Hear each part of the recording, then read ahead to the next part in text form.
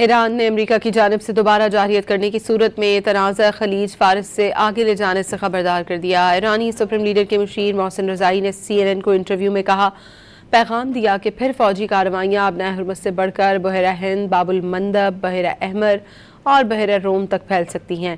محسن رضائی نے یہ بھی واضح کیا کہ جنگ شروع ہونے کے امکانات اگرچہ کم ہیں، لیکن پھر بھی اگر جنگ ہوئی تنازع کو ایک نئی جہت دیں گے اور ان امریکی اڈوں کو بھی نشانہ بنائیں گے جن پر اب تک حملے نہیں کیے گئے۔ محسن رضائی نے ایران کے منجمد اثاثوں کو امریکہ ایران مذاکرات میں تعطلی کا بنیادی سبب قرار دیتے ہوئے عندیہ دیا ہے کہ امریکہ ایران کے منجمد اثاثوں میں سے $24 ارب جاری کرنے پر آمادہ ہو تو معاہدہ ہو سکتا ہے۔ امریکہ ایران مذاکرات میں آنے والا تعطل صدر ٹرمپ کو ہی ختم کرنا ہوگا۔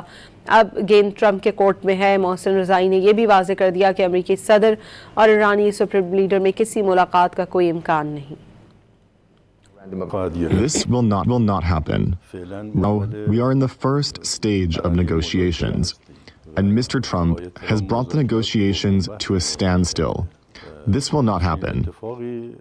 Are the negotiations right now blocked, or do you think that a memorandum of understanding can be reached quickly? In my opinion, the negotiations are at a deadlock, and Trump must break this deadlock. They are waiting for an answer from Iran.